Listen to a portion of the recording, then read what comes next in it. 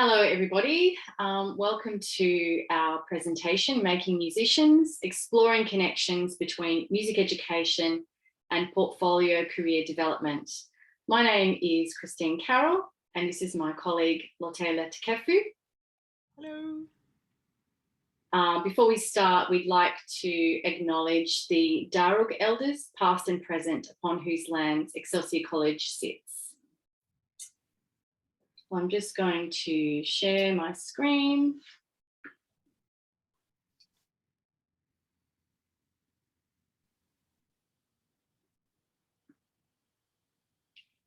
Over the past decade or more, research has emerged outlining the multifarious ways musicians acquire and maintain work in the music industries.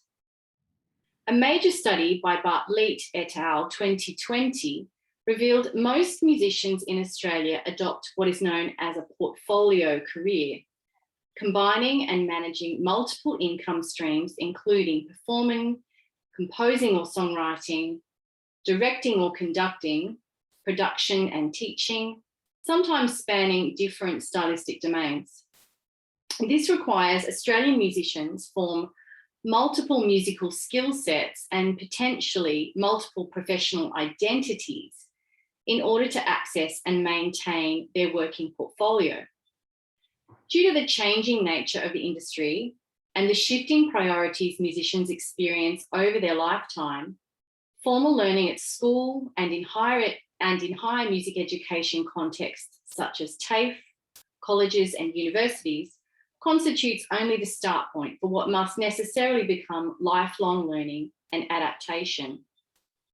However, an understanding of the relationship between learning opportunities and the construction of a multifaceted career portfolio is a question which continues to be discussed in the research literature.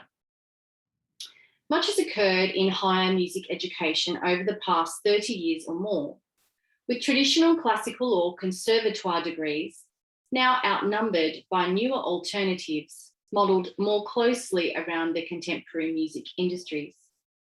Although a range of offerings exist, neoliberalist policies, which have created an increasingly marketised higher music education sector, have left an indelible mark.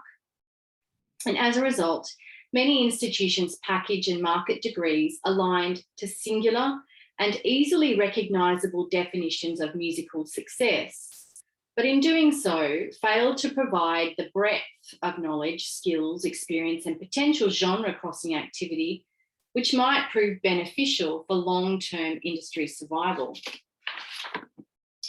Although positive changes have begun to occur both here and overseas with the inclusion of studio pedagogy and business or music entrepreneurship, little has changed with regard to overall curricular focus.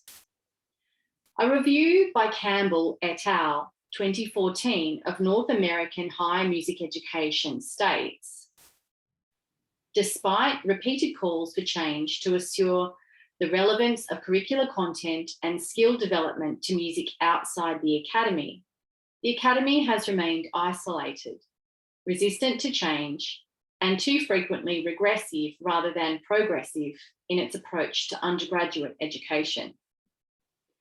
While surface level change has occurred to some extent through additive means, i.e. simply providing more courses, more requirements, and more elective opportunities, fundamental changes in priorities, values, perspectives, and implementation have not occurred. This call requires a critical re-examination of higher music education offerings, with recognition that curricula provide the means to begin relevant lifelong learning. And what follows are a set of narratives collected from a recent qualitative study we have undertaken with a number of Australian portfolio musicians at various stages of career development. Ethical consent was granted from Excelsior College before a series of musician participants were approached through means of purposive sampling. The musicians were already known to us through our collective professional and teaching networks, with a desire to represent musical, cultural, social, and gender diversity guiding our choice. Each participant undertook a semi-structured interview. Inductive analysis of 4 interview transcripts reveal at present a series of 15 open codes or themes. Ongoing theoretical appraisal using concepts aligned to legitimation code theory from the sociology of education are beginning to expose ways the themes align to both epistemic and social aspects of learning and practice. That is, ways musicians acquire and utilise multiple knowledge and skill sets, and equally draw upon their intra and interpersonal values and personal qualities to do so. Like Bennett and Hannecum 2018, this investigation finds that portfolio career formation happens in an episodic rather than linear fashion, as opportunity and adversity instigate a series of career side steps. By observing ways musicians build and draw upon their epistemic and social foundations, higher music education providers such as ourselves may be able to better plan and enact curriculum reform. Sidestepping narratives. Emma, Evie, Martha and Maureen are female musicians who range in age from their early 20s to their early 50s. In interviews, they described growing up in families where music, dance, and creative arts were valued and encouraged. They all went on to study music at bachelor level. Another thing they have in common is that they all experienced episodes of frustration, challenge, and identity questioning, which caused them to step sideways, sometimes numerous times, in order to maintain their resilience as musicians and forge a path ahead. This required they build new skill sets on top of old ones and adapt or expand their musician identity as a consequence. Both Martha, aged 50, and Evie, aged 33, began tertiary study in composition, but continued to seek out opportunities to grow as performers on the side. For Martha, this included work in an early music ensemble, where her ability to both sing, play by ear, and pick up a range of unfamiliar instruments proved advantageous. Later, she went on to study jazz, majoring in trombone, before beginning a jazz ensemble as lead vocalist with her partner and then touring overseas. Similarly, Evie's desire to perform eventually motivated her to switch her tertiary music major from composition to classical piano. From there, a desire to do something that no one else is doing saw her pick up the piano accordion. She began performing at folk festivals and in a tango ensemble, composing, performing, and improvising across a range of stylistic mediums. The ability to layer self-acquired know-how on top of traditional or formal knowledge is something that each participant demonstrates. They are skilled in both live performance and digital music making. They listen deeply across multiple genres. They work both with and without notation and are accomplished multi-instrumentalists. For Emma, age 23, wearing multiple hats has proven an asset to establishing herself as a singer-songwriter. She says, I find if you invest yourself in a lot of different facets of the music industry, it makes you better at a lot of different things for your own music. So I'm very comfortable performing and I'm very comfortable writing my own music and producing it. Because I've written for other people and because I've performed at weddings, and I did a lot of cover gigs just before the pandemic happened. That was actually my main source of income. So now I'm able to bring those different skills into the music that I'm making for myself, which is pretty cool. For Maureen, age 53, early exposure to jazz, folk, classical and rock music has seen her perform classical clarinet in orchestras, as well as Balkan-inspired saxophone in community ensembles. Multi-style awareness broadens her technical competencies. Stifled by the more singular focus required in her classical performance degree, she took a sidestep which proved transformative to her later creative practice. She says, when I was at uni, I answered an ad saying free improvisation jam in creative arts. Now, I pride myself on my reading. I love to read music, but I think it's just that I had different opportunities, and in particular, those 1 hour sessions in free improvisation. There were no rules. So you went in there and you end up listening to the other person. You run out of your own conversation unless you're in a conversation with someone else. And they throw that conversation over there, and then that person would go there, and you think, oh, okay. I think you learn to play your instrument beyond the rules. According to Isbell and Stanley 2018, Coulson 2010, and Creech et al. 2008, early risk-taking, often outside the academy, provides the meaning to become versatile and bridge the gap from student to professional musician. Our participants noted the value of being a jack of all trades. This has never been more crucial with performance and touring plans on hold during the COVID-19 epidemic. Evie, age 33, states, I am working on bringing out a new single and epic music video, and I'm doing all the video editing myself as well. All the music's done though. Basically, it's how to get it all out now. Then there is building the recording studio at home, building our studio business and record label, making recordings and maintaining a consistent stream of releases, so putting things out and not getting down when they don't break a record number of likes. I'm always upskilling my understanding of music, technical things, stylistic things, but also production things, constantly looking back and thinking, great, a year ago that would have been nonsense to me, but now, proficient, great. Martha applies her knowledge of arranging, jazz harmony, conducting, the voice and technology to her work with community choirs, where the repertoire she arranges and conducts comes from pop music. She says, well, I really appreciate being able to hear harmony, hearing relationships between chords, working with harmonic energy, the tension and release.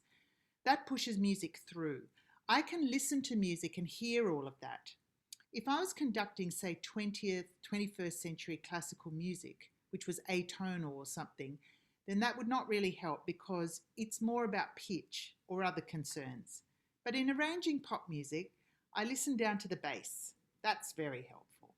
I can see the score, look at a chord, and know how the notes all relate and just think, you sing this and you sing that. And I know because that's all part of the harmonic understanding. I can hear it all in my head first. Physical injuries, Dakin 2005, can signal the end of a musician's aspirations to become a professional performer.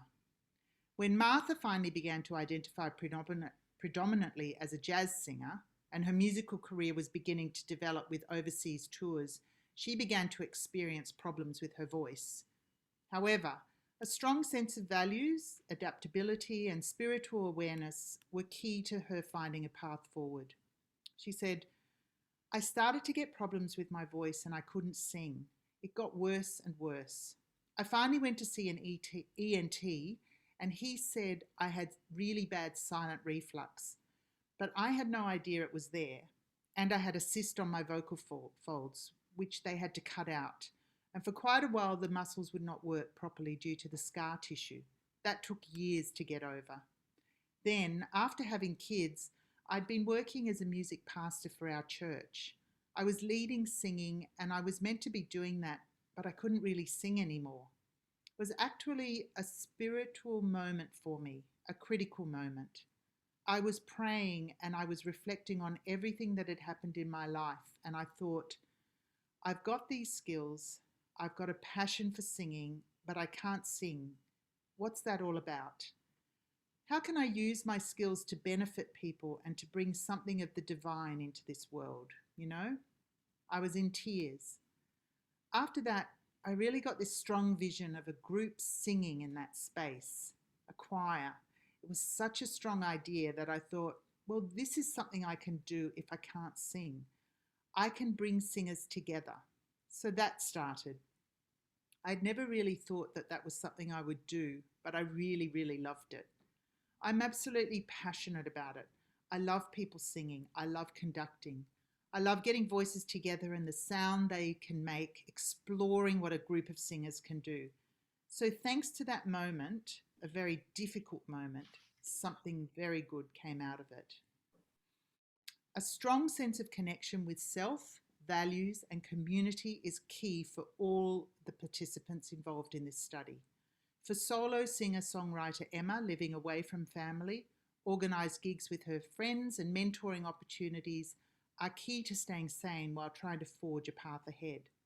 For Evie, performing in the folk music scene provides a positive sense of connection with self and community. These are my people, she states, with shared values and lifestyles celebrated. A sense of community and reciprocity motivate her to mentor young musicians and build patronage systems to support her creative work. For Maureen and Martha, building community music ensembles in the later stages of career provide a means for sustainable work and connection with others.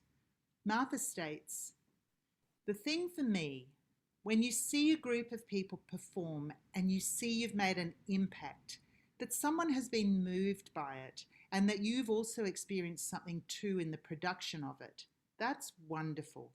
And sometimes it doesn't happen. Something might go wrong. People aren't happy, but most of the time it does, and I'm really happy. It's such a thrill. I just love hearing those sounds. It makes me happy that people love doing it. I get all of this encouragement from the people in my choirs. They say, it's my favourite time of the week. I look forward to this. I hope it stays like that because people matter. Seeing that connection, seeing people connect with each other when they perform and seeing them connect with an audience. It's magic. That's why we do what we do."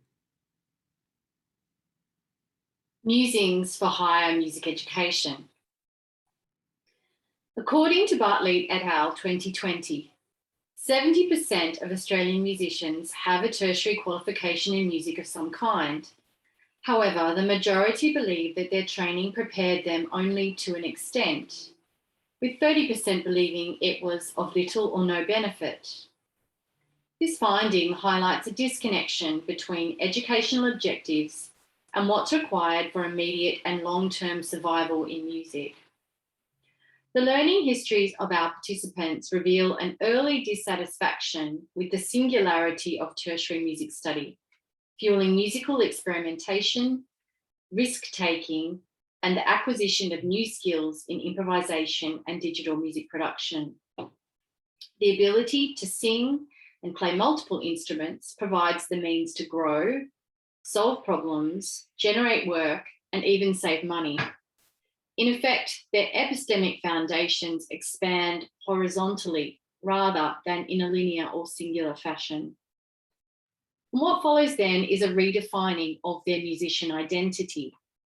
But becoming a jack of all trades is at odds with the narrower definitions of success celebrated in formal institutions. Musicians, however, sidestep, redefining their goals through a process of self-examination and by drawing upon their spiritual beliefs and values. The ability to build supportive social networks proves beneficial, with community music and teaching proving important skills for long-term stability and survival. Our younger participants exhibit a tenacity in going after their creative goals, but also adapting their practice to meet industry demands.